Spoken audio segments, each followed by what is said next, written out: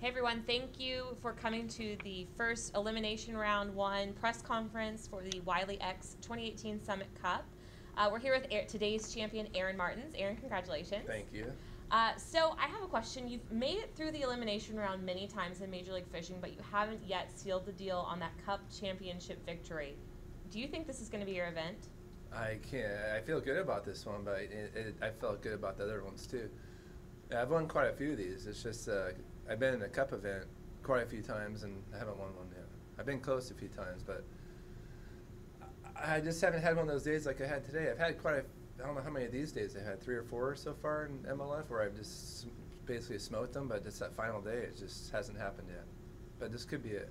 I've had a kind of a slow streak in not MLF, but the rest of my tournament's been kind of not very good the last year and a half or so. And I won one recently, so maybe I'm back. I don't know. That's what my wife says, I'm back. Congratulations, Aaron. You really did slam them today. Yeah. At any point today, did you think you had a chance, just a chance, to break the MLF record again? I talked about that a little bit today, but on the lake we've been on before, and I just don't. It's a really good lake, but it's a challenging lake, and on a challenging lake like that, it's going to be hard. It'd be hard to get 90 pounds. I was actually, after I had 50, of course, I was going for 60, but the 90 pound, it just wouldn't happen on that lake. If you hit it just perfect, you probably might be able to do it, but it's the way the lake lays out and as many fish are in it, it's too challenging. There were multiple weather delays today. How did that affect your mental game? I was fine. When you're leading it like that the whole time, it's not really an issue. It's more the guys that are in like 7th or 8th or 6th, you know, the ones that are just, they're trying to get in. Those are the guys that are stressing out. I've been there many times, and it was a very relaxing, fun day. I never felt stressed at all, and maybe a little bit when the lightning came a little bit, and besides that, it was a very fun day. So you caught fish throughout the day, but there were about 3 mini flurries in there where you caught fish like every 2 minutes, 5 minutes, where stuff was really compacted into one kind of a stretch. So what were the conditions that allowed that to happen? And also talk about the double. The conditions this morning were sunnier than I was watching the weather last night, and the weather was supposed to be mostly cloudy this morning, like 68% cloudiness or something. I watched it, but they're never right. It was more like 68% sunny. So they kind of, in the smallmouth, they position, especially when the sun first pops up. I ran shallow this morning on the trolling motor on a few points just to see if I could see any. And I saw about 11 or 12 in like 10 minutes on the trolling motor. I saw basically like a single 4-pounder and like 4 together, and I saw like 6 together, and they were all those big ones, 3 to 4 pounders, maybe 5 pounders too. And they were packed up real tight, just swimming. And I got excited. That's how they were last time here. But that sun popped out really bright, and I kind of think what happened is, besides we were running over the tops of them, like a lot of guys, not just me, but you could see other guys, you know, competitors that were running, you know, 4 or 5, 6 feet of water on those flats, kind of looking for stuff. And I think that you know, after we started fishing, it was super quiet, and here we are just, you know, I don't know, a tranquil lake like for the sunrise. So it kind of, I thought about that too, and it basically probably spooked them a little bit, I'm sure. So pretty quick I started, I fished up shallow, and I could tell it wasn't like it was, and I started looking for shade. And there's no shade, there's no cover in the lake, hardly at all. There's a few rocks here and there, but basically it's bare. And there's some trees and stuff, but it's sand and real flat rock. So I started focusing on the breaks because, and on the windy side of the lake, which I've been checking the wind here for a while. When I found out we were coming to Alpena, something I was doing is to see what the weather was like. And you know, the trade winds, or the winds most of the time, were blowing out of south-southwest. So the last few days have been like that too, so I just focused on the southwest banks where the wind was coming into, or facing the wind, the southwest.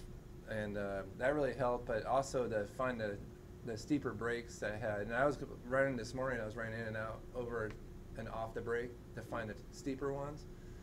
And a couple of the ones I marked were really good, but you had to find one that had a certain steepness to it. If it wasn't steep enough, it didn't hold. It had fish on it, you could still catch some on it, but it seemed like there were smaller ones. If you found a steeper break, you'd find a bigger fish. And it was really cool is this morning they were positioned on that shade line, that break made. The sun started coming up, and it made you could see it just kind of, you'd be on sand, you'd look off to the left, and it was like the abyss. It was like black. And I focused on that line right there, and that did good from the morning. But then once that sun was out for a while, they started coming like 20, 30 feet onto the flats. And I just stayed really focused on where the fish were at. And smallmouth kind of do that, go up and down. They may not move far from an area, but they'll move up and down in areas. They'll kind of consider what the conditions are doing. If it's really bright sunny out, they might slide back off. If it gets cloudy or windy, they might come back up. So I paid attention to that and just kind of was really dialed in basically on what they were doing today. And it wasn't a real, like I said, it was a challenging lake, but it was also, the bite wasn't probably nearly as good as it normally is. It seemed like it was kind of an off day, except for me.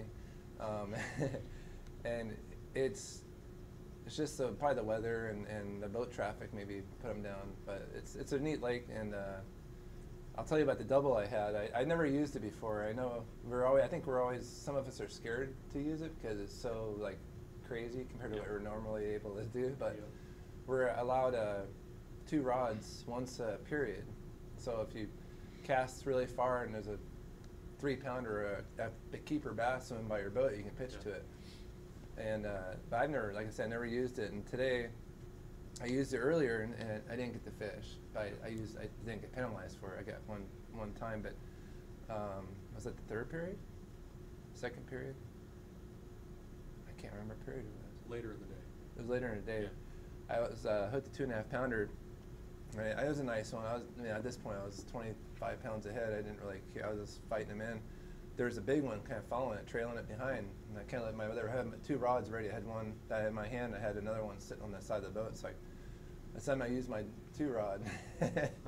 So I grabbed my other rod and put the rod between my legs and pinched it between my legs, and I pitched out where the big one was at. And it kind of swam over here, and I kind of reeled it up and pitched it over here, and I try and get the fish to see it. And I could see the fish all of a sudden saw it and swam over to it. And I let the worm fall and picked it up. It was a finesse bite. You couldn't work the bait faster. You had to use a smaller weight.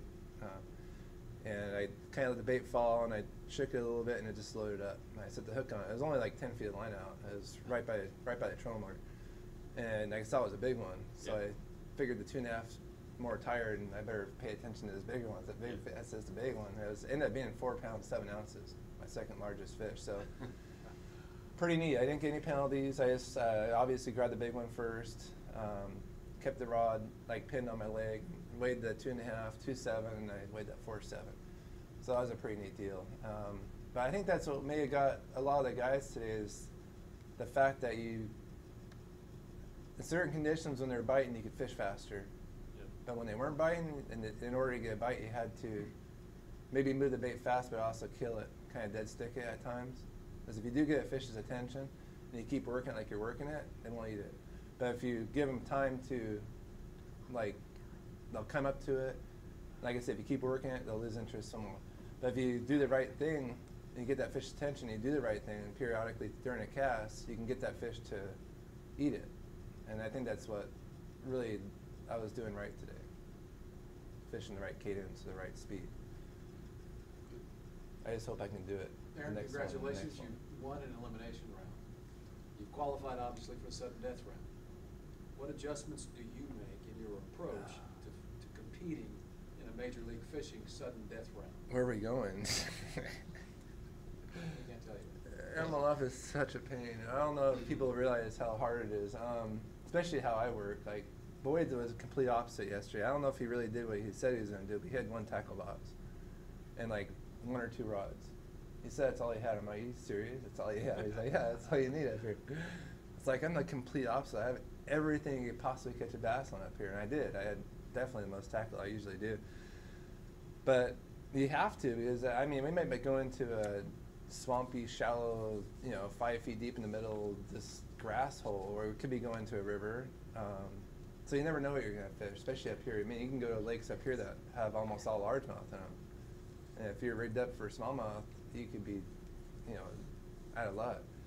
So that's the hardest part. But as long as I got everything I don't need in the boat, I'm confident to go anywhere. But I mean, obviously, I kind of hope we go to a lake similar to today. I think those are to me, they're more fair because you can really kind of figure things out and quickly and pattern them. And these lakes up here, once you pattern them and figure something out, usually you can repeat it other places. Not like down south where it's more spot related, where you find a spot, but you go to another spot just like it 10 miles away, it doesn't have anything on it. It's like certain spots are good. Up here, it's like you find something, and it's similar to what you're catching them on. There's probably almost for sure going to be fish on that one too, and that's kind of how this lake was. So I definitely liked my chances fishing the type of lake we fished today. But if we go to a grass lake, it's kind of anybody's game because these guys can hammer the bank, and in the largemouth lakes up here, that's what you really do. You just kind of just go fishing. You don't really, there's a slight pattern, but not really. You kind of just hit everything. Just go down stretches, hit everything. Do you see a difference in the fact that in an elimination round, and true in the championship round, you're going to have 3 full periods to fish? In a sudden death round, that may not be the case. No. Because it's a race to the cut line. Does that change your approach or your thinking as you go and start a sudden death round? No, not really. It's just it is a lot more pressure, a lot more excitement in sudden death. Of course, the cup's the same way because you're fishing for the win. But it is it's like 50% more it's exciting or stressful, or whatever you want to call it, than today. So you try to just stay calm and focused, and don't sleep the night before, and you'll be fine, because that kind of calms you down.